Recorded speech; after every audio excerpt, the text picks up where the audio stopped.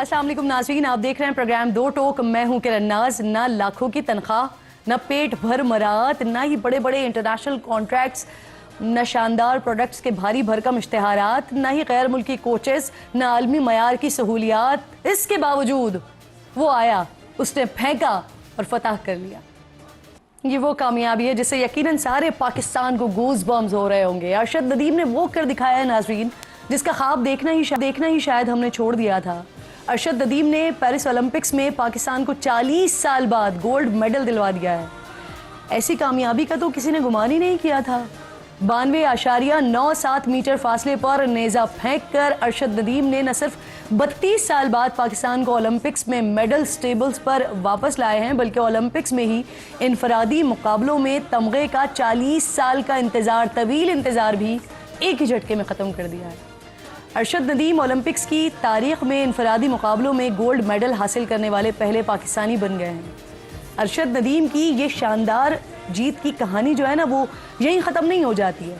अरशद की 92.97 मीटर की थ्रो ने ओलंपिक्स की तारीख में नया रिकॉर्ड भी बना डाला है, और यही फासला खुद उनके करियर की बेहतरीन कारकर्दगी के साथ साथ दुनिया में अब तक फेंके जाने वाली जेवलिन थ्रो की रिकॉर्ड बुक में 6ठी पोजीशन पर जा लगा है।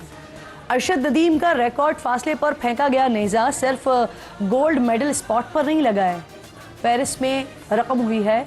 इस तारीख ने हज़ारों मील दूर टीवी के सामने बैठे करोड़ों करोड़ों पाकिस्तानियों के जज्बात का जो बंद है ना, वो भी तोड़ दिया है। पाकिस्तान में सोशल मीडिया पर अरशद नदीम का नाम टॉप ट्रेंड बन गया है। पंजाब हुकूमत ने 10 करोड़, सिंध हुकूमत ने 5 करोड़ इनाम का ऐलान किया है। वज़ीर आज़म हाउस में भी मुकाबला देखा गया बराह रास्त। राना मशहूद इस जीत का क्रेडिट वज़ीर आज़म के विजन को देते रहे। 90 से ऊपर सर, बहुत मुबारक हो सर। पाकिस्तान जिंदाबाद। सर आपका विजन है, आपका विजन है सर, आपने मौका दिया।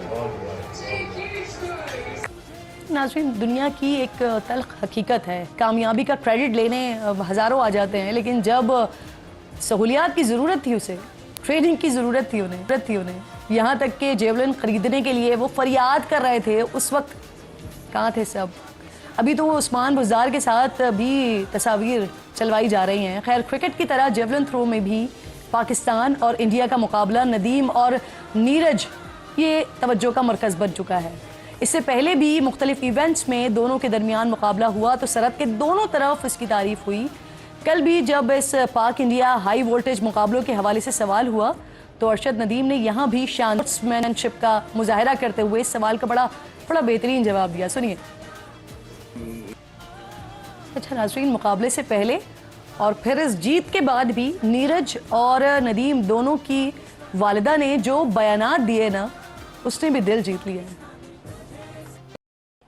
अच्छा नाज़रीन, कुछ ज़रा हिस्ट्री की भी बात कर लेते हैं। ओलंपिक्स में पाकिस्तान ने आखिरी मरतबा जो मेडल 1992 में हासिल किया था, जब बार्सिलोना ओलंपिक्स में पाकिस्तान कांसी का तमगा जीतने में कामयाब हुआ था, और आखिरी मरतबा गोल्ड मेडल भी 1984 में लॉस एंजलिस ओलंपिक्स में हॉकी टीम जीत कर लाई थी। इनफरादी मेडल्स की बात करें तो यहाँ 1988 में बॉक्सर हुसैन शाह ने स्वेल ओलंपिक्स में कांसी यानी ब्रॉन्ज, और उससे पहले 1960 के रोम ओलंपिक्स मुकाबलों में free style wrestler Mohammad Bashir भी पाकिस्तान के लिए ब्रॉन्ज मेडल लाए थे। यूँ ओलंपिक्स की तारीख में आज तक पाकिस्तान के मजमूई मेडल्स की तादाद 11 हो गई है। 4 गोल्ड मेडल्स हैं, 4 ब्रॉन्ज हैं, 4 चांदी के 3 मेडल्स शामिल हैं। 11 में से 8 मेडल्स हॉकी और बाकी 3 जेवलिन थ्रो, रेसलिंग और बॉक्सिंग में जीते गए हैं। लेकिन आज 32 साल बाद अरशद नदीम, आपने मुश्किल वक्त में, मसाइल के दौरान, महंगाई के तूफान के दरमियान पाकिस्तान की 77वीं जश्न आज़ादी की खुशियों का जो मज़ा है ना, वो दोबाला कर दिया है। और आपने, पाकिस्तानी अवाम आपकी बेहद शुक्रगुजार है, बेहद मशकूर है, और आपकी इस शानदार कामयाबी पर एक बार फिर दिल से पाकिस्तान जिंदाबाद नारा लगाने का दिल चाहता है। मेरे साथ इस वक्त शाहिद नदीम मौजूद हैं, जो कि अरशद के भाई हैं, उनकी वालिदा साथ मौजूद हैं। मैं आप दोनों की बेहद शुक्रगुजार हूँ। आपकी वजह से, आपके बेटे की वजह से आज पाकिस्तान की आवाम जो है ना, वो बहुत ज़बरदस्त सेलिब्रेशन मना रही है। سب سے پہلے تو آپ لوگوں کو بہت بہت مبارک ہو، آپ کے بیٹے کی یہ بہت بڑی کامیابی ہے، اور یہ آپ کے بیٹے کی کامیابی پوری قوم کی کامیابی ہے، سارا پاکستان یک زبان ہوا ہے۔ آپ بتائیے کیا کیفیت تھی آپ کی جب آپ نے دیکھا وہ منظر، جب آپ نے دیکھا ارشد نے جب تھرو کیا، اور اس کے بعد جب پتا چلا کہ یہ تو ہائیسٹ تھرو گیا ہے؟ خیر مبارک ہے بیٹا، تنوع بھی مبارک ہے، اور میں اللہ تعالیٰ کی بہت شکر گزار ہوں، اور پورے پاکستان کی بھی شکر گزار ہوں، اور پورے ملک کی بھی شکر گزار ہوں کنان میرے بیٹے کے لیے دعائیں کی، اور میں بھی اپنے بیٹے کے لیے دعائیں کی، اور میں دعائیں کرتی رہی، اور میرا بیٹا ماشاءاللہ میڈل جیتا، اور میڈل جیت کے وہ پاکستان کا نام روشن کیا، اور پاکستان کا جھنڈا لہرایا۔ اچھا مجھے یہ بتائیے، ایسی سچویشن جب ہوتی ہے تو کوئی بھی بڑے سے بڑی شخصیت، بڑے سے بڑا انسان، اس کو سب سے زیادہ ضرورت ہوتی ہے اپنے ماں باپ کی کہ وہ گلے لگا کر ایک دفعہ دل کھول کے اپنی خوشی کا اظہار کرے، روئے، اور ہم نے دیکھا بھی جب ارشد کو یہ کامیابی ملی تو اس کے بعد وہ وہاں پر بھی رو رہے تھے۔ بات ہوئی آپ لوگوں کی، کیا جذبات تھے ان کے، کیا کیفیت تھی ان کی؟ جی الحمدللہ ہماری ارشد بھائی سے بات ہوئی ہے تو بڑی ہمیں فخر محسوس ہوا کہ الحمدللہ بھائی نے گولڈ میڈل جیتا، تو بہت خوش تھے اور فریش بیٹھے ہوئے تھے، اور جب والدہ نے بات کی ہے تو میں بھی ساتھ ہی تھا، تو خوشی کے مارے ان کے آنسو آ گئے ہیں پھر سے، جیسے وہ گراؤنڈ سے باہر آئے تب وہ تھوڑے سے روتے ہوئے نظر آئے، تو ایسے بھی والدہ کے سامنے روئے ہیں کہ الحمدللہ آپ کی دعائیں تھی، اور الحمدللہ آپ کی دعاؤں کی وجہ سے میں نے الحمدللہ گولڈ میڈل جیتا ہے، اور میں نے الحمدللہ اولمپکس کا ریکارڈ۔ اچھا ارشد کی والدہ ذرا مجھے بتائیے گا، کیونکہ جس طرح سے انڈیا پاکستان کا میچ ہوتا ہے، ہائی وولٹیج ہوتا ہے، تو یہاں پر جیولن تھرو بھی جو ہے نا وہ ارشد اور نیرج کی وجہ سے توجہ کا مرکز بنا رہتا ہے۔ کل بھی جس طرح سے ان کی والدہ کا بھی سٹیٹمنٹ آیا، آج بھی نیرج کے پیرنٹس نے کہا کہ جو ارشد ہیں وہ بھی ان کے بیٹے کی طرح ہیں۔ کیسا فیل کیا آپ نے خاتون؟ جی الحمدللہ نیرج چوپڑا بھائی بہت اچھے انسان، ان کی فیملی بہت اچھی ہے، تو ہم ان کے لیے دعا گو کہ الحمدللہ انشاءاللہ وہ اچھا پلیئر ہے اور اچھا کھیلتا ہے، اور ہم ان کے لیے دعا گو کہ وہ اچھا کھیلے۔ تو ہر ایک پلیئر کا ایک دن ہوتا ہے، تو اس بار الحمدللہ ارشد بھائی کا دن تھا، اور الحمدللہ انہوں نے اچھی تھرو کیا ہے، اچھا پھینکا ہے، تو ہم ان کو مبارکباد پیش کر کے ہمیں خوشی ہوئی تھی۔ الحمدللہ پاکستان میں ارشد ٹیم اور ایشیا میں دو لڑکے تھے جو ہمارے ایشیا میں گولڈ اور سلور ہوئے۔ اچھا مجھے یہ بتائیے، آج جب یہ اتنی بڑی جیت ہے کہ اسے ہم سب پورا پاکستان سیلیبریٹ کر رہا ہے، ہم سب خوشی کا اظہار کر رہے ہیں، تو پھر سرکاری سطح پر ایسا ہوا ہے کہ کوئی 10 کروڑ کی انعامی رقم کا اعلان کر رہا ہے، کوئی 5 کروڑ کی انعامی رقم کا اعلان کر رہا ہے، مختلف جگہوں پر کریڈٹس بھی لیے جا رہے ہیں۔ آپ یہ بتائیے کہ جس وقت وہ تیاری کر رہے تھے اور اولمپکس میں جانے کی کوشش کر رہے تھے، اس وقت کون تھا جس کو یقین تھا ارشد پر کہ وہ کر گزریں گے جو وہ کرنے جا رہے ہیں، اور ان کی سپورٹ بھی تھی ارشد کو؟ جی الحمدللہ دیکھا ہے سہولیات تھی، لیکن اتنی نہیں سہولیات تھی جیسے ایک ورلڈ لیول کے پلیئر کو دی جاتی ہے، جیسے آپ دیکھیں کہ چوپڑا بھائی ہیں اور پیٹن ہے، جیکب وغیرہ، ان کو جیسے فیسیلیٹی ملتی ہے جیسے کرکٹ والوں کو بھی دی جاتی ہے، ایسے تو نہیں تھی۔ تو پھر بھی الحمدللہ ارشد بھائی نے محنت کی ہے اور اچھی پرفارم کیا، تو میں اسی لیے حکومت سے اپیل کرتا ہوں کہ ہمارے پاکستان میں الحمدللہ ٹیلنٹ ہے، ٹیلنٹ کی کمی نہیں ہے۔ اگر آپ جیسے کرکٹ کو سپورٹ کی جاتی ہے، اگر آپ ایسے اور گیموں کو بھی، تو الحمدللہ ایک میڈل نہیں کئی میڈل آ سکتے ہیں۔ اچھا شاید مجھے یہ بھی بتائیے کہ ارشد نے جیولن تھرو کھیل رہے ہیں وہ، لیکن اس سے پہلے انہوں نے کرکٹ بھی کھیلا اور پھر چھوڑ بھی دیا۔ ویسے جو ہمارا حال ہے کرکٹ میں، اچھا ہی کیا چھوڑ دیا، لیکن وجہ کیا تھی اس کے پیچھے، کیوں چھوڑا انہوں نے کرکٹ کو؟ جیسے کہ ہماری فیملی، ہم 7 بہن بھائی ہیں، اور میرے والد صاحب مستری تھے، تو اس ٹائم کرکٹ کا ارشد بھائی کو بہت شوق تھا۔ ویسے تو ہم پانچوں بھائی الحمدللہ سپورٹس مین ہیں، اچھی گیم کر لیتے ہیں جس میں بھی کھیلیں، تو ارشد بھائی الحمدللہ اچھا، اور پنجاب لیول تک انہوں نے کرکٹ کھیلی ہے، تب گھر کے حالات اتنے اچھے نہیں تھے کہ ہم ارشد بھائی کو افورڈ کر سکیں اور ان کا اچھا کھلا سکیں، تو اس لیے بڑے بھائی ایتھلیٹکس بھی کرتے تھے، انہوں نے کہا کہ آپ کرکٹ چھوڑیں، ہم کرکٹ میں نہیں جا سکتے، ہمارا لیول نہیں ہے، آپ وہ گیم کریں جو آپ خود کھیلیں، اپنے بل بوتے پہ جائیں، تاکہ ہمیں بھی آپ کو اتنی سپورٹ نہ کرنی پڑے۔ تو ارشد بھائی نے پھر الحمدللہ ایتھلیٹکس میں آئے، انہوں نے اچھا پرفارم کیا، اچھا کھیلنا شروع کیا پاکستان میں۔ جب وہ انہوں نے ون کیا تو الحمدللہ ایسے بڑھتے گئے، اور دیکھو کہ انہوں کا اولمپکس میں نام ہے۔ اور جس وقت ہم بات کر رہے ہیں آپ سے یہ خوبصورت منظر بھی ہے کہ جب وہ گولڈ میڈل جس کی خوشی آج سارا پاکستان سیلیبریٹ کر رہا ہے وہ اس وقت ارشد کے سینے پر سجا ہوا ہے, پہن چکے ہیں وہ اس گولڈ میڈل کو, اور اب وہ جو ہال میں لوگ موجود ہیں انہیں دکھا بھی رہے ہیں. آخر میں ارشد کی والدہ سے یہ جاننا چاہوں گی کہ کچھ کہنا چاہتی ہیں آپ وزیر اعظم صاحب سے یا حکومت پنجاب سے, کچھ بات کرنا چاہتی ہیں, کوئی ڈیمانڈ کرنا چاہتی ہیں؟ آج دن ہے آپ کا, پلیز کہیے.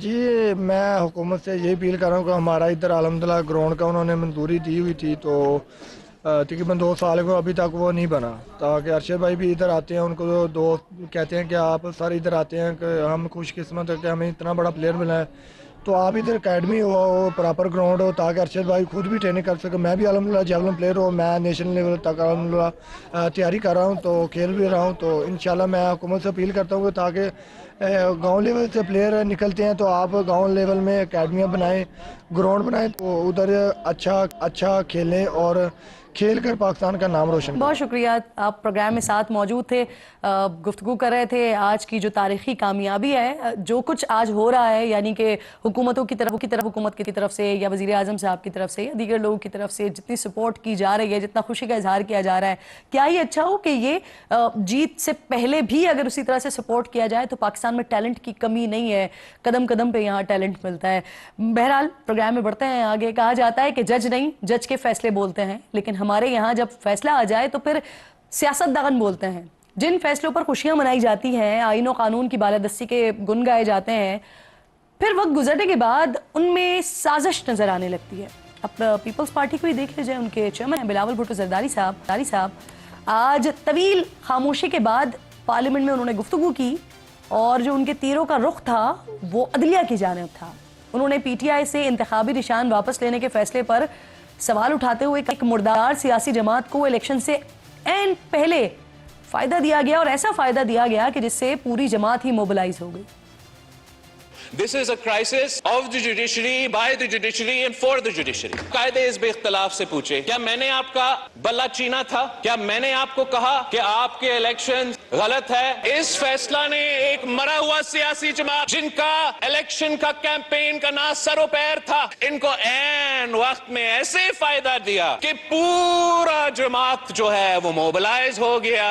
آخری وقت میں یہ فیصلہ لینا, اس کا سیاسی اثرات بھی تھے. اب کہا جا رہا ہے جناب اسپیکر, اصل میں ہم نے یہ کہا ہی نہیں, اصل میں یہ ہے جو انہوں نے مانگا بھی نہیں, آئین اور قانون میں گنجائش بھی نہیں, ہم ایسی سیاسی فیصلہ دیتے ہیں جس سے ان کو بس آپ ایسے دے دیں یہ سیٹیں جیسے یہ ٹافی ہے. حالانکہ ناظرین, حکومت میں شامل تمام جماعتیں تحریک انصاف سے بلے کا نشان چھن جانے پر دلائل دے رہے تھے, آج سازش لگ رہی ہے انہیں. اپوزیشن لیڈر عمر ایوب نے چیئرمین پیپلز پارٹی کی تقریر پر رد عمل دیا, کہا کہ بلاول بھٹو نے یہ تقریر خود نہیں کی ہے بلکہ انہیں اس لمبی تقریر کی ہدایت کہیں اور سے ہی آئی ہے. بلاول بھٹو زرداری باوجود اس کے کہ وہ فارن منسٹر رہ چکا ہے, اس نے جو لمبی تمہید باندھی ہے, میرا خیال ہے کسی پریڈ گراؤنڈ میں اسے کوئی انسٹرکشن آئی ہوگی, آ کے اس نے یہاں پہ تقریر جھاڑ دی ہے. ناظرین, مخصوص نشستوں کا معاملہ بھی کسی کروٹ بیٹھتا نظر نہیں آ رہا ہے. حکومت کسی صورت مخصوص نشستیں پی ٹی آئی کو دینے کے لیے تیار نظر نہیں آتی ہے. صدر مملکت کے دستخط کے بعد الیکشن ایکٹ ترمیمی بل قانون کی شکل اختیار کر گیا ہے.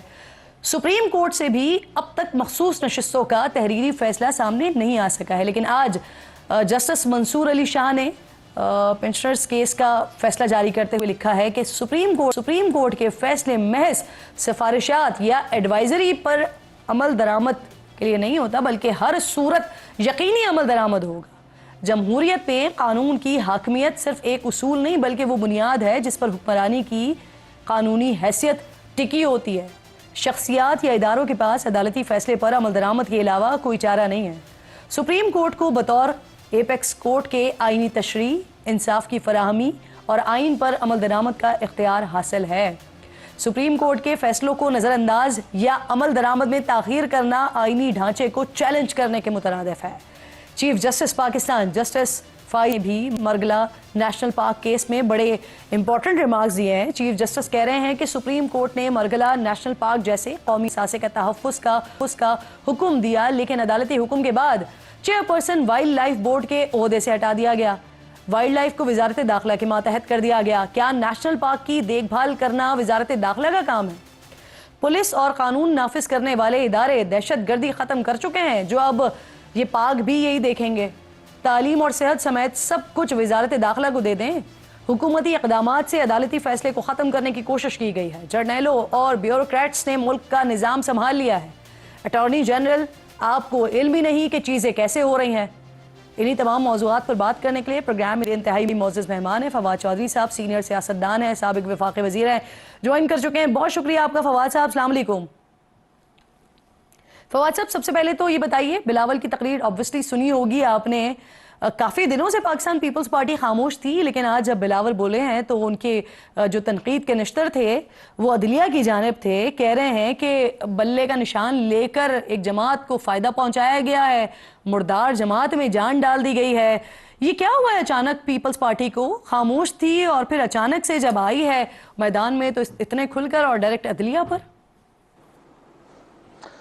دیکھیے, پہلی بات تو یہ ہے کہ اس وقت جو حکومت ہے اس نے فیصلہ کیا کہ جو ملک میں معاشی بحران ہے وہ کافی نہیں ہے, ملک میں سیاسی بحران کافی نہیں ہے, تو لہٰذا عدالتی بحران ہونا چاہیے تاکہ کوئی رونق لگے. اتنی بور معاملات چل رہے ہیں, لہٰذا حکومت نے فیصلہ کیا کہ ہم عدالت کو جا کے ٹکر ماریں. یہ جو ٹرائنگل چل رہی تھی ایک, جو سمجھیے کہ عمران خان اور حکومت اسٹیبلشمنٹ کا چل رہا تھا, انہوں نے کہا کہ نہیں, ہم اس کو دو طرفہ لڑائی کے بجائے اس کو ٹرائنگولر فائٹ میں تبدیل کرتے ہیں, اور انہوں نے جا کے جوڈیشری کو اب اس فائٹ کا حصہ بنا دیا ہے. اب جوڈیشری میں جو اس وقت حالات یہ ہے کہ وہ تو اپنے سروائیول کی جنگ لڑیں گے, کیونکہ دیکھیں نا, جوڈیشری کو پتا ہے کہ اگر وہ یہ جنگ ہار گئے اور یہ کانسٹیٹیوشنل امینڈمنٹ جو حکومت لانا چاہ رہی ہے وہ لے آئی, تو اس کے نتیجے میں پھر بنگلہ دیش میں جو حسینہ واجد کے نیچے جوڈیشری تھی اور ہماری جوڈیشری میں تو فرق ہی ختم ہو جائے گا. آپ کو معلوم ہے حسینہ واجد نے ایک سٹنگ چیف جسٹس کو ہتھکڑی لگا کے جیل میں ڈال دیا تھا. تو اس قسم کی جو ایک خواب ہے اس وقت شہباز شریف صاحب کا اور آصف زرداری صاحب کا اور بلاول صاحب اس خواب کی تعبیر چاہتے ہیں کہ جس میں جوڈیشری جو ہے وہ بالکل حکومت کے ایک علیحدہ ڈپارٹمنٹ کی طرح ہو. سو اس کے اوپر اس وقت پوری ایفرٹ جاری ہے, اور یوں لگتا ہے کہ حکومت نے فیصلہ کر لیا ہے کہ جسٹس منصور علی شاہ صاحب کو چیف جسٹس بننے سے روکنا ہے, اور تمام جو لیجسلیشن ہے, تمام جو اس وقت ایفرٹ ہے وہ اس وقت یہ ہو رہی ہے کہ اگلے آنے والے چیف جسٹس کو روکا جائے. اور یہ آج کی تقریر ایک گرینڈ سکیم کا حصہ تھی جس کی طرف آپ نے اشارہ کیا. اچھا فواد صاحب, یہ جو الیکشن ایکٹ میں ترمیم ہے اس کے بعد تو مخصوص نشستیں پاکستان تحریک انصاف کو ملتی ہوئی دکھائی نہیں دے رہی ہیں. پچھلے دنوں جسٹس شائق عثمانی صاحب پروگرام میں ساتھ موجود تھے اور وہ کہہ رہے تھے کہ پی ٹی آئی کو 39 کے تناسب سے نشستیں ملیں گی, اور اسی طرح کا کچھ چیف جسٹس کا فیصلہ بھی ہم نے دیکھا ہے, وہ بھی کچھ اسی طرح کا تھا. تو یعنی ہوگا وہی جو چیف جسٹس صاحب نے کہا ہے. لیکن مسئلہ یہ ہے کہ یہ کیوں 39 یا وہ آپ نے ایسی بنانی ہے. مسئلہ یہ نہیں ہے کہ ان نشستوں سے کیا فرق پڑ جاتا ہے. مثلا اس وقت جو حکومت کا نمبر ہے ایوان کے اندر, اگر ریزروڈ سیٹس مل جائیں پی ٹی آئی کو, تو مجھے آپ بتائیے کہ اس سے حکومت کو کیا فوری خطرہ لاحق ہو جاتا ہے. آنسر از نو, کوئی خطرہ نہیں ہے کیونکہ حکومت کا نمبر اب بھی زیادہ ہے. تو سوال یہ ہے کہ آپ حکومت کو زیادہ سیٹیں کیوں چاہیے؟ حکومت کو زیادہ نشستیں چاہیے کانسٹیٹیوشنل امینڈمنٹ لانے, اور کانسٹیٹیوشنل امینڈمنٹ کے جو خد و خال آپ کے سامنے عرفان قادر صاحب نے خصوصی طور کے اوپر رکھے ہیں اور ایک انٹرویو میں لاء منسٹر صاحب نے بھی رکھے ہیں, وہ یہ ہیں کہ وہ عدالتی ہمارے نظام کو فنڈامنٹلی چینج کرنا چاہتے ہیں, جس میں ایک کانسٹیٹیوشنل کورٹ بھی وہ لانا چاہتے ہیں, جس میں وہ ہائی کورٹ کے ججز کی ٹرانسفر پاورز بھی جو ہے وہ لینا چاہتے ہیں, اور جس کے اندر وہ مدت ملازمت میں اضافہ بھی کرنا چاہتے ہیں تاکہ فائز صاحب کو 3 سال مدت ملازمت دی جائے. تو یہ جو کانسٹیٹیوشنل امینڈمنٹ لانے کا ایک خواب ہے حکومت کا, سارا کام تو اس کے لیے ہو رہا ہے. یہ خواب پورا ہوتا ہوا دکھائی دے رہا ہے آپ کو؟ ضرور مجھے بتائیے گا. ایک چھوٹا سا بریک لینا ہے کوئکلی فواد صاحب, بریک لیتے ہیں, واپس آتے ہیں.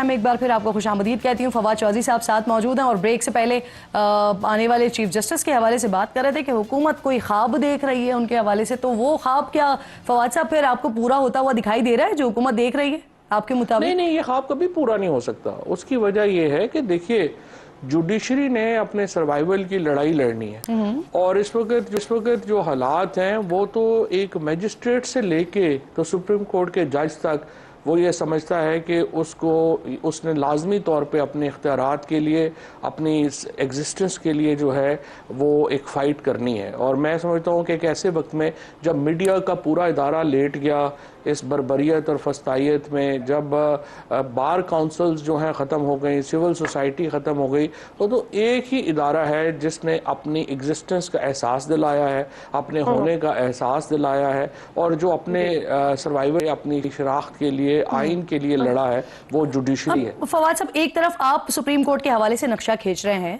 دوسری طرف عمران خان کہتے ہیں کہ یہ حکومت جو ہے اس کے پاس زیادہ وقت نہیں ہے، 2 مہینے ہی ہے اس کے پاس. سو کیا سر صرف ایک چیف جسٹس کی تبدیلی سے سارا کا سارا نقشہ ہی جو اس وقت سیاست کا ہے وہ تبدیل ہو جائے گا؟ کیونکہ وزیر اعظم صاحب کا بھی تو اسٹیٹمنٹ ہے، وہ یہ کہہ رہے ہیں کہ جو اس وقت ادارے کے ساتھ تعلق ہے وہ ماضی میں کبھی بھی نہیں تھا. دیکھیں کرن، ابھی تک انفارچونیٹلی تحریک انصاف نے تو حکومت کو کوئی چیلنج نہیں دیا. یہ تو حکومت نے اپنے سارے چیلنجز خود ہی پیدا کیے ہیں. اگر آپ سیاست میں دیکھیں تو پی ٹی آئی کی طرف سے تو کوئی بڑا حکومت کو کوئی چیلنج تو نہیں دیا جا سکا نا. 9 فروری کو پورا مینڈیٹ تبدیل کر دیا گیا، فون 47 لا کے پورا الیکشن چرا لیا گیا. تحریک انصاف نے کچھ نہیں کیا، گھر بیٹھے رہے. لیاقت چٹھا جنہوں نے آ کے بیان دیا، الیکشن ایکسپوز کیا، اس کو آپ نے اتنا تنہا چھوڑ دیا، وہ بیچارہ گھر پہ ہی اس وقت سے مسنگ پرسن ہی بنا ہوا ہے، کسی نے اس کا ساتھ نہیں دیا. کوئی افیکٹو اپوزیشن جو ہے وہ پی ٹی آئی کی اس لیڈرشپ کی طرف سے نظر نہیں آئی. سو یہ نہیں ہے کہ کوئی تحریک انصاف نے کوئی چیلنج دیا ہو حکومت کو. یہ تو حکومت نے اپنی کارکردگی سے ایک دیکھا جائے تو اپنے لیے اتنا بڑا گڑھا کھودا ہے کہ اب اس سے وہ باہر نہیں آ رہے، اور یہ جوڈیشری کا بحران شروع کر کے وہ اس گڑھے کو ایکچولی مزید گہرا کر رہے ہیں. سو پہلی بات تو یہ ہے کہ اگر تحریک انصاف کی اس وقت یہاں پالیٹکس ہوتی اور ایک الائنس جو ہے جماعت اسلامی کے ساتھ، فضل الرحمان صاحب کے ساتھ، جب پیر پگاڑا کے ساتھ بن چکا ہوتا تو یہ حکومت تو 1 مہینہ نہیں نکال سکتی تھی. کیونکہ اگر آپ ذرا امیجن کریں نا کہ جو سوابی کا جلسہ تھا، بڑا جلسہ تھا، بڑے لوگ آئے، لیکن اس کا امپیکٹ اسلام آباد پہ کیا ہونا ہے. یا جب مولانا فضل الرحمان، حافظ نعیم اور پیر پگاڑا اور اسد کیسر اور پی ٹی آئی کے لوگ بیٹھ کے یہ کہیں گے کہ ہم ڈی چوک پہ آ رہے ہیں اور آپ اگر میں روک سکتے ہیں تو روک لیں، تو اس کا امپیکٹ جو ہے وہ کیا ہونا ہے. تو ٹوٹل ڈیفرنٹ سینیریو ہونا تھا. جماعت اسلامی نے بھی آپ کے سامنے کل دھرنا کیا، وہ 2 روپے 32 پیسے بجلی کی قیمت بڑھا کے اٹھ گئے. تو اپوزیشن کی جو ایک آئی وڈ سے کہ جو ڈس ایرے میں ہے، اپوزیشن اکٹھا نہ ہونے کی وجہ سے حکومت کو جو ہے اپوزیشن کی طرف سے تو خطرہ نہیں ہے. لیکن جو جوڈیشری کے ساتھ معاملہ ہے، جوڈیشری کھڑی ہوئی ہے، اور جوڈیشری کے ساتھ جنگیں جو ہیں یا جو آئی وڈ سے کہ ابھی تک کی جو بیٹلز ہیں وہ حکومت آسانی سے جیت نہیں سکی. اور مجھے یہ بھی تو دیکھیں ریکارڈ پر ہے نا، صحافیوں سے بات کرتے ہوئے عمران خان نے کہا کہ فوٹیجز دکھائیں اور جو قصوروار ہوگا اسے پارٹی سے نکال دیں گے. تو جو فوٹیجز سامنے ہیں، یعنی ایک مثال دے دیتی ہوں آپ کو، حسان نیازی، تو ان کا کیا مستقبل ہے پھر پارٹی میں؟ ان کے لیے کیا ہے؟ فوٹیج سب کے سامنے ہے. کہ اگر آپ پچھلے 2 ہفتے کے 3 ہفتے کے بیانات دیکھیں تو انہوں نے تلخیاں کم کرنے کی کوشش کی ہے. اس میں انہوں نے کہا کہ آپ اپنا نمائندہ مقرر کر دیں، ہم اپنا نمائندہ مقرر کر دیتے ہیں، بات چیت کرتے ہیں، آگے چلتے ہیں. یہ بات ضرور ہے کہ میں یہ سمجھتا ہوں کہ اکیلی اسٹیبلشمنٹ کے ساتھ بات چیت کا کوئی فائدہ نہیں ہے، اور نہ ہی یہ ہونی ہے. بات چیت تو ہولسٹکلی آپ کو پولیٹیکل پارٹیز کے ساتھ بھی کرنی ہے اور اسٹیبلشمنٹ کے ساتھ بھی کرنی ہے. اور 2 ایشوز جس کے اوپر پی ٹی آئی نے کنسیشن دینی ہے، یہ معافی وغیرہ تو ایک تلخی کا اظہار ہے نا، یہ امپورٹنٹ اتنا نہیں ہے. اصل بات یہ ہے کہ پی ٹی آئی نے یہ یقین دلانا ہے اسٹیبلشمنٹ کو اور پولیٹیکل پارٹیز کو کہ جو سلوک پی ٹی آئی کے ساتھ 2 سالوں میں روا رکھا گیا ہے وہ ان کے ساتھ نہیں ہوگا 2 سالوں میں. اور جو بربریت اور فسطائیت کا نشانہ صاف کے کارکنوں کو، لوگوں کو بنایا گیا ہے، ہم اس کا بدلہ نہیں لیں گے. لیکن فواد صاحب یہ بتائیے نا، حسان نیازی جیسے لوگوں کا کیا مستقبل ہے پی ٹی آئی میں، جن کی فوٹیجز ہیں سب کے سامنے؟ دیکھیں میرے خیال میں جس طرح سے شیخ رشید صاحب نے کہا ہے اب لوگوں کو 15 16 17 مہینے ہو گئے ہیں اب تو جو ہے جو ہی تلخیوں میں کمی آئے گی عام معافی کا اعلان ہو جائے گا. کیوں کی بات ہے نا, اگر تلخیاں نیچے آئیں گی تو راستے کھل جائیں گے. صحیح. اچھا فواد صاحب یہ بتائیے, کے پی کے نے 9 مئی پر کمیشن کے لیے پشاور ہائی کورٹ کو خط لکھا, لیکن عدالت نے جج دینے سے معذرت کر لی اور کہا کہ کمیشن کے لیے خط ارسال کرنے والا فورم مجاز اتھارٹی نہیں ہے. تو یہ بات صوبائی حکومت کو معلوم نہیں تھی؟ دیکھیں جی, انکوائریز آف کمیشن ایکٹ کے تحت آئی انڈرسٹینڈ انہوں نے جو ہے وہ جج مانگا ہے اور پشاور ہائی کورٹ جج دے دیتی, لیکن یہ میرے خیال کے اندر پشاور ہائی کورٹ نے فیصلہ کیا کہ ہم ایک کنٹروورشل معاملے کے اندر جو ہے وہ کیوں پڑے اور ہم اس کی تحقیقات جو ہے وہ کریں, اور اس میں جو ہے وہ پھر ظاہر ہے ایک فریق نے کہنا یہ ہو گیا, دوسرے نے کہنا یہ ہو گیا, تو انہوں نے کہا ہم اس کنٹروورشل پولیٹیکل ایشو میں جو ہے وہ آ کے ہم جو ہے اس کی لاء سے زیادہ آئی وڈ سے کہ اس کا تعلق جو ہے وہ سیاست سے ہے, اور پشاور ہائی کورٹ نے اپنے آپ کو متنازع ہونے سے بچانے کے لیے جو ہے وہ اپنے آپ کو ایک سائٹ کے اوپر کیا ہے. لیکن میرے خیال میں یہ جو 9 مئی کے اوپر معافی یا یہ اس کا اصل تعلق بڑی پالیٹکس کے ساتھ ہے, اور وہ بڑی پالیٹکس کے میں بھی بہت ٹائم نہیں رہ گیا.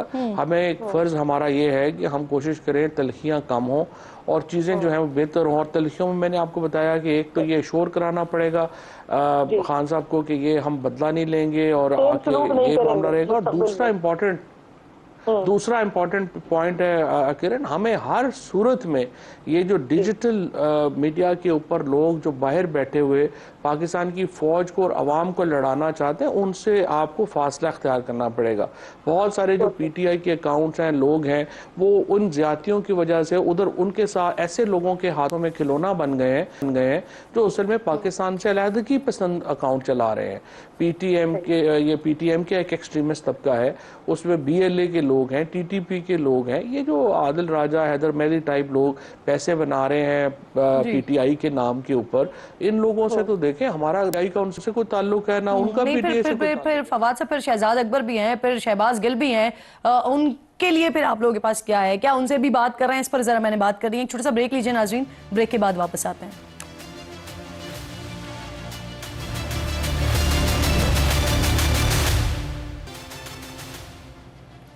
ویلکم بیک ونس اگین جی. فواد چودھری صاحب ساتھ موجود ہیں. فواد صاحب, بریک سے پہلے آپ کہہ رہے تھے کہ باہر بیٹھے ہوئے جو لوگ ہیں جن کا تعلق نہیں ہے پی ٹی آئی سے, لیکن وہ پی ٹی آئی کے تشخص کو خراب کر رہے ہیں وایا ڈیجیٹل میڈیا, تو پھر باہر تو شہزاد اکبر بھی ہیں, شہباز گل بھی ہیں, تو کیا ان کو پھر جو آپ بات کر رہے ہیں ان کو سمجھانے کی کوشش کی جا رہی ہے یا ان سے بات کرنے کی کوشش ہو رہی ہے؟ کیا ہو رہا ہے؟ نہیں دیکھو, شہباز گل ہے, شہزاد اکبر ہے, اس کے بعد ہمارے محی پیرزادہ اور لوگ ہیں. دیکھیں یہ تو ایک یہ نیشنلسٹ لوگ ہیں, ان کی جو پاکستان کے ساتھ وابستگی ہے, انہوں نے بڑا پہلے کام بھی کیا ہوا ہے. ہاں ان کی ناراضگیاں ہیں, ان کی پرسنل ناراضگیاں ہیں جو میں سمجھتا ہوں کہ ان کو بھی تلخیوں میں کمی لانے کی ضرورت ہے. لیکن اصل بات یہ جو لوگ ہیں نا, یہ جو عادل راجہ, حیدر مہدی, یہ آپ کے ہو گئے, یہ احمد نورانی, یہ گل گرایا وغیرہ, وقاص گرایا وغیرہ, دیکھیں ان کا کوئی تعلق نہیں پی ٹی آئی سے. یہ تو لوگ جو ہیں انہوں نے تماشا بنا لیا ہے صرف اپنے یوٹیوب ویوز کے لیے, اور ان کے لیے پی ٹی آئی کے لوگ جو ہیں ان کو استعمال کرتے ہیں. 2 دن عمران خان کی تعریف کرتے ہیں اور باقی اپنا کرٹیسزم بھی کرتے ہیں, سب کچھ بھی کرتے ہیں, ڈالر بھی بنا رہے ہیں. بھائی ان لوگوں کا ہم سے کیا تعلق ہے؟ اس لیے میں سمجھتا ہوں کہ پی ٹی آئی کو لازمی طور کے اوپر جب بھی میری خان صاحب سے ملاقات ہوگی تو میرا ان سے ضرور میں ان سے میری گزارش ہوگی کہ یہ جو اکاؤنٹس ہیں جو پاکستان کی فوج کے خلاف اور ہمارے جو جنرلز اور سپاہیوں کے درمیان اور عوام اور حکومت کے درمیان ایک تفرقہ ڈالنے کی کوشش کرتے ہیں, ان سے ہرگز ہمارا کوئی تعلق نہیں ہونا. امریکہ میں قرارداد کون لایا سر؟ تصاویر کس نے لگائی؟ امریکہ میں قرارداد پاکستان کا ڈائسپورا لے کے آیا. دیکھیں نا, ایشو یہ ہے کہ وہ جو ریزولوشن ہے امریکہ کی, اس کے اوپر تو ہمیں امریکہ کا شکریہ ادا کرنا چاہیے. جب بھی امریکہ کے عوام پاکستان کے عوام کے رائٹس کے لیے بات کرے, ڈیموکریسی کے لیے بات کرے, پاکستان کے عوام کی رائٹ آف لائف کے لیے بات کرے, تو ظاہر ہے کہ پاکستان کے لوگوں کو ان کا شکریہ ادا کرنا ہے. ایک یونیورسل رائٹس ہیں, وہ کہتے ہیں نا, threat to freedom anywhere is threat to freedom everywhere. So امریکہ نے کرے, یورپی یونین کرے, جیسے ہم اپنے فلسطینی بھائیوں کے لیے کھڑے ہوتے ہیں, ہم کشمیری بھائیوں کے لیے کھڑے ہوتے ہیں. ہم ابھی بنگلہ دیش میں ہم نے کنسرن کا اظہار کیا, وہاں پہ جو کچھ ہو رہا ہے, یونیورسل ہیومن رائٹس ہیں, ان کے لیے کھڑا ہونا تو ہر انسان کا فرض ہے. اچھا, اب فواد صاحب, آج عمر ایوب صاحب نے آرمی چیف کی ایکسٹینشن کے حوالے سے اور چیف جسٹس کی ایکسٹینشن کے حوالے سے کچھ بات کی ہے, وہ ذرا سنیے پھر کامنٹ کیجیے گا اس پہ. فواد صاحب.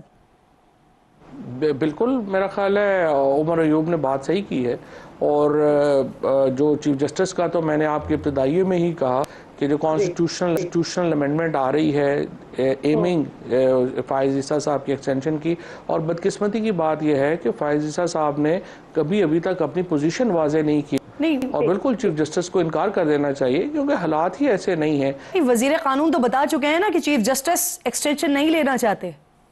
میرے قانون تو چیف جسٹس نہیں ہے نا. چلیے فواد صاحب, آنے والی ایکسٹینشنز کے حوالے سے تو آپ کی یہ رائے ہے نا, لیکن پچھلی ایکسٹینشن کے حوالے سے جس میں آپ لوگ خود بڑا واضح طور پر بتا چکے ہیں کہ آپ نے آفر کی تھی 6 مہینے کی ایکسٹینشن کی جنرل باجوہ کو, دوسری طرف وزیر دفاع ہیں خواجہ آصف صاحب, وہ کہتے ہیں کہ ایکسٹینشن کے معاملے پر ایوان صدر میں جنرل باجوہ کے پاؤں پکڑے گئے تھے.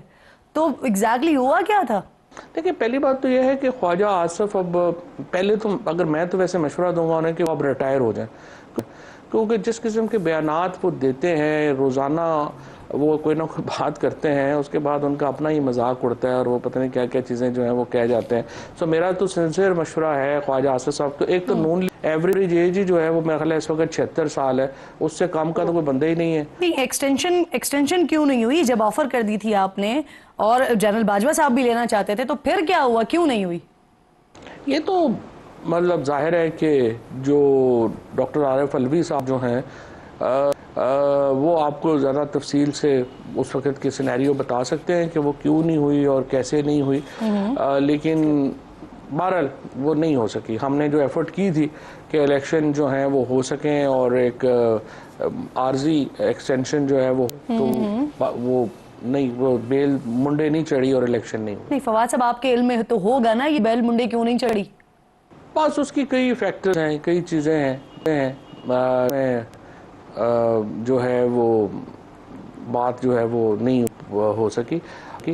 ادروائز اگر یہ پولیٹیکل پارٹیز کے درمیان بھی ایک ہمارا جو بات چیت جب ہو رہی تھی پیپلز پارٹی اور نون لیگ کے ساتھ, تو ایک الیکشن کی تاریخ کے اوپر ہماری ہو گئی تھی بات, اور نون لیگ اور پیپلز پارٹی جو تھے وہ تحریک انصاف کے ساتھ آگے تھے کہ 30 جولائی کو اسمبلیاں جو ہیں وہ توڑ دی جائیں گی, اور وہ کہہ رہے تھے کہ 16 سپٹمبر جو بندیال صاحب کی ریٹائرمنٹ تھی اس کے 1 ہفتے یا 10 دن کے بعد الیکشن کروا لیں.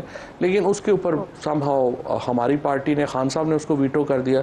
حالانکہ مجھے سمجھ نہیں آئی ابھی تک ویسے کہ ہم نے وہ ویٹو کیوں کیا تھا, کیونکہ میرے خیال کے اندر پارٹیز کے درمیان جب کنسنسس ہو گیا تھا اور ہم نے فیصلہ کر لیا تھا کہ ہم الیکشن میں جا رہے ہیں, تو اگر تینوں پارٹیز کی طرف سے نون لیگ, پیپلز پارٹی اور تحریک انصاف کی طرف سے ایک مشترکہ اعلامیہ سامنے انپریڈکٹیبل ہی رہے. عمران خان صاحب بہت شکریہ, پروگرام میں آپ ساتھ موجود تھے, اہم گفتگو ہو رہی تھی, سینئر سیاستدان ہیں, اہم گفتگو کر رہے تھے, بہت شکریہ آپ کا. پروگرام کے آخر میں ناظرین بات کریں گے پچھلے ہفتے جماعت اسلامی کا جس طرح سے دھرنے کا آغاز ہوا تھا, اور جس طرح سے امیر کہہ رہے تھے کہ اب دھرنا جب تک ختم نہیں کریں گے جب تک مطالبات باقاعدہ طور پر اس کا نوٹیفیکیشن نہیں آ جاتا, اور نوٹیفیکیشن پر بھی یقین دہانی ہوگی کہ نوٹیفیکیشن کے بعد اس کو تبدیل نہ کر دیا جائے. لیکن ایونچولی ہو یہ رہا ہے کہ دھرنا بھی ختم ہو رہا ہے, بغیر کسی عمل درآمد کے دھرنا ختم ہو رہا ہے. تو کیا ایسے معاملات طے پائیں؟ لیاقت بلوچ صاحب کیونکہ اس کمیٹی کا حصہ تھے جماعت اسلامی کی طرف سے, جو کہ مذاکرات کر رہی تھی حکومتی کمیٹی سے, پروگرام میں میرے ساتھ موجود ہیں. نائب امیر ہیں جماعت اسلامی کے, بہت شکریہ آپ کا. سر کیا ہوا, یہ بات تو آپ لوگ کچھ اور کر رہے تھے, لیکن کیا وجہ بنی کہ جو وعدے یا دعوے آپ لوگوں کی طرف سے کیے جا رہے تھے, جو مطالبات آپ لوگوں کی طرف سے ہو رہے تھے, اس پر عمل درآمد کے بغیر ہی آپ لوگ مان گئے؟ جی بسم اللہ الرحمن الرحیم. دیکھیں, احتجاج کرنا, دھرنا دینا, آواز اٹھانا, عوام کے جذبات کا ترجمان بننا, یہ ہمارا ایک قومی, سیاسی, دینی حق تھا اور فرض تھا, وہ ہم نے ادا کیا ہے. اور اس کے بعد پھر حکومت نے ہمارے مطالبات پر مذاکرات کا عندیہ دیا, ہم نے مذاکرات کیے ہیں اور ان کے ساتھ بات چیت کی ہے, اور ان کے 5 وزراء کی کمیٹی میں 5 راؤنڈز ہمارے ساتھ کیے ہیں. اور اس کے علاوہ تو کوئی اور راستہ نہیں ہوتا کہ جب آپ ایک ایشوز کو اجاگر کرتے ہیں تو اس پہ اگر کوئی مذاکرات کے لیے تیار ہے تو مذاکرات کریں, اور پھر کوئی اگر چیزوں پر عمل درآمد کے لیے ایک معاہدہ تشکیل پاتا ہے تو پھر اس معاہدے کو کرنے کا بھی ایک حق ہوتا ہے. اب اصل سوال یہ ہوگا کہ جو چیزیں طے پا گئی ہیں اس پر عمل درآمد کیسے ہوگا اور حکومت اس میں کتنی سنجیدگی اور کتنی دیانتداری سے کام کرتی ہے. بلا شبہ حکومتوں کا پس منظر جو ہے کہ بہت شکوک و شبہات سے بھرا ہوا ہے، لیکن جماعت اسلامی نے ایک دھرنا مؤخر کیا ہے، اس کو ختم نہیں کیا. اچھا، آج بھی ہمارا جلسہ ہے اور آج بھی حافظ نعیم الرحمان پریس کانفرنس میں بھی اور جلسے میں بھی لائے عمل کریں گے. اور ہماری کوشش ہوگی کہ ہم بالکل عوام کو متحرک بیدار رکھ کے اور اس معاہدے پر عمل درآمد کے لیے ہر کوشش اور ہر صورت. یعنی آج آپ جلسے کے بعد اٹھ جائیں گے اور پھر اس کے بعد 40 دن بعد اگر عمل درآمد نہیں ہوتا آپ کے مطالبات پر تو 40 دن بعد پھر واپس آئیں گے؟ نہیں، ابھی تو دیکھیں نا 45 دن ہم نے گھر نہیں بیٹھنا. 11 تاریخ کو لاہور میں دھرنا اور جلسہ عام ہے، پھر 12 تاریخ کو پشاور میں جلسہ عام ہے، پھر 16 اگست کو ملتان میں ہے. اسی طریقے سے اگلے مراحل بھی سب طے ہوتے رہیں گے اور اگر پھر اس مرحلے کی ضرورت پڑی تو انشاءاللہ ہم واپس آئیں گے. مومن کا تو کام ہی ہے جھپٹنا پلٹنا، پلٹ کے جھپٹنا. اور جب عوام بیدار ہوئے ہیں، عوام کو اپنے حقوق کے حصول کے لیے ایک نیا شعور اور نئی لہر پیدا ہوئی ہے، انشاءاللہ اس کو ہم قائم رکھیں گے، آگے بڑھائیں گے.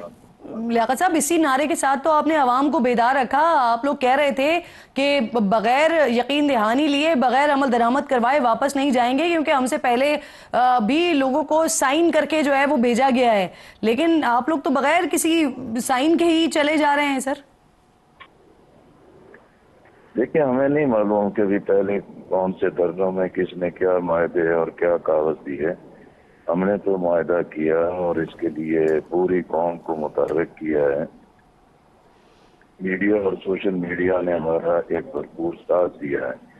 اور پھر یہ جو ہمارا معاہدہ ہے یا تحریر ہے، یقینی طور پر یہ کاغذ پہ لکھی گئی ہے اور ایک کاغذ کا پرزہ ہے، لیکن اس کی تو پوری ایک روح موجود ہے کہ بھئی تنخواہ دار طبقے کی تنخواہ پر جو ٹیکسوں کا بوجھ ہے وہ کس طرح کم کرنے کے مراحل ہیں، بجلی کو سستا کرنے کے کیا مراحل ہیں. آپ دیکھیں آئی پی پیز کا ایک ایسا ایشو تھا، کوئی اس پر بات کرنے کو تیار نہیں ہوتا تھا. جماعت نے اس کو بالکل اجاگر کیا ہے. آج زبان زد عام ہے. جاگیردار اور بڑے لینڈ ہولڈنگ جو ہیں ان پر تو کوئی ٹیکس لگانے کی ہمت، جرت اور بات ہی نہیں کرتا تھا.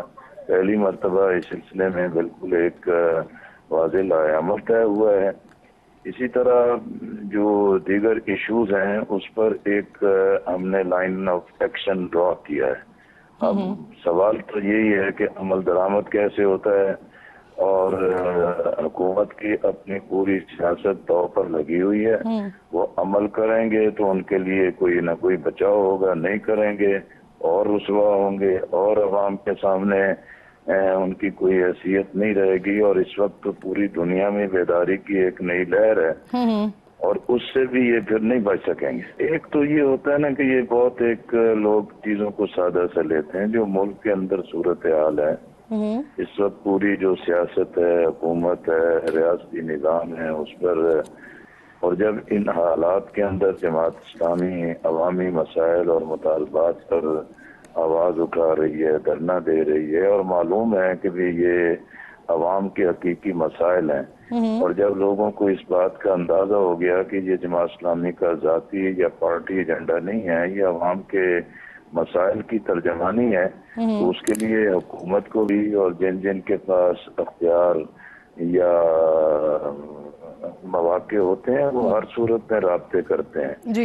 لیکن جماعت اسلامی کا تو پورا نظام ایک شرائیت کا نظام ہے، عام مشاورت کا نظام ہے. چلنا تو اوپن بھی سارے کہہ رہے تھے حکومت بھی وزراء بھی کہ ختم کریں، لیکن ہم نے اپنی حکمت عملی کے مطابق چلایا. اور جس مرحلے پر ضرورت تھی کہ بھی اگر معاہدے میں سنجیدگی سے کوئی چیزیں طے پاتی ہیں تو اس وقت اس دھرنے کو مؤخر کرنے کا اعلان کیا. اور سر، اسلام آباد نہ جانے کی کیا وجہ بنی؟ تو اسلام آباد بھی آئے تھے بھی 26 نمبر پہ 26 تاریخ کو جلسہ ہوا تھا. اس کے بعد پورے اسلام آباد اور 0 پوائنٹ تک, پھر اس کے بعد وہاں جلسہ کیا. اس کے بعد پھر مری روڈ پر ہم نے دھرنا دیا. اگر یہ ہمارے پیش نظر ہوتا کہ بھی یہ 1 ڈے پروگرام ہے تو ڈی چوک پہ جانے سے ہمیں کون روک سکتا تھا. لیکن ایک دن کی جھڑپ ہوتی, سرخیاں لگتی, چیختی, جھنگاڑ تھی, باتیں ہوتی اور جیلوں میں جاتے, پھر رہا ہو جاتے اور مسئلہ اور ایشو اپنی جگہ دھرے کا دھرا رہ جاتا. جی ہم نے محض ایک دنگا فساد اور جھگڑے کو ترجیح نہیں دی. ہمارے پیش نظر تھا کہ بھی جو عوام کے مسائل ہیں انہیں اجاگر کرنا چاہیے. اور یہ 14 دن جو دھرنا ہوا ہے اور میڈیا نے پوری قوم کو بیدار اور آگاہ کیا ہے, یہ پاکستان کی سیاسی, جمہوری اور مزاحمتی جدوجہد کا ایک اچھے باب کا اضافہ ہے. سر یہاں تو آپ کا یہ 7-8 دنوں میں ہی معاملہ نمٹ گیا نا, لیکن 2022 میں آپ نے 29 دن کا دھرنا بھی دیا ہے جہاں پر سندھ حکومت سے یعنی پیپلز پارٹی سے آپ کا معاہدہ ہوا تھا. صحت تعلیم سے متعلق اختیاراتی جو بل بلدیاتی حکومتوں کو واپس کرنے کا مطالبہ بھی آپ لوگوں کا تھا, اس پر بھی معاہدہ ہوا تھا, لیکن عمل درآمد تو اس پر بھی نہیں ہوا. اب اس بار بھی اگر ایسے ہی کچھ ہوتا ہے دین گزارش یہ ہے, میں نے پہلے بھی کہا کہ بھی حکومتوں سے یہ ہر طرح کی امید اور توقع باندھ لینا کہ وہ بڑے ہی نیک نیت ہو گئے ہیں, ان کے تمام اعمال ٹھیک ہو گئے ہیں اور وہ ہر چیز پر عمل کرنے کے لیے تیار بیٹھے ہیں, تو یہ تو ایسا سوچنے والوں کو خود اپنی سوچ پہ غور کرنا چاہیے. سیاسی جمہوری قوتوں کے پاس یہ راستہ نہیں ہوتا کہ وہ بندوق اٹھائیں, وہ وائلنس کریں, وہ ہنگامے کریں یا تشدد کا راستہ اختیار کریں. سیاسی اور جمہوری جدوجہد میں آواز بلند کرنا, احتجاج کرنا, عوام کے جذبات کی ترجمانی کرنا اور اس میں اگر کوئی امکانات اور پیش رفت پیدا ہوتی ہے تو اس کا پوری نیک نیتی سے حفاظت اور اس کی پاسداری کرنا, یہ ایک سیاسی جماعت کی اور جماعت اسلامی جیسی پارٹی کی ذمہ داری ہے. سر یہ فرمائیے, اس معاہدے سے جیت ہوئی ہے آپ کی, جماعت اسلامی سمجھتی ہے ایسا؟ جی, ہم نے ساری چیزوں پر جو ہے کہ حافظ نعیم الرحمان صاحب نے کل بھی جماعت کے مرکزی مجلس عاملہ جو شورا کے بعد دوسرا بہت اہم ترین ادارہ ہے, ان میں ساری بحثیں کی تھی. ہر ایک کا نقطہ نظر اپنا ہوتا ہے, لیکن اتفاق کسی چیز پہ تھا کہ بھی ہمیں پرتشدد راستہ نہیں کرنا جماعت کے طرف. صحیح, بہت بہت شکریہ آپ کا. لیاقت بلوچ صاحب پروگرام میں ساتھ موجود تھے. کیوں دھرنا ختم کیا ہے جماعت اسلامی نے, اس پر بات کر رہے تھے. وقت بھی ختم ہو گیا ہے. انشاءاللہ ناظرین سے ملاقات ہوگی کل. اپنا اور اپنے ملک کا خاص خیال رکھیے اور فلسطین کو اپنی دعاؤں میں یاد رکھیے. اللہ نگہبان.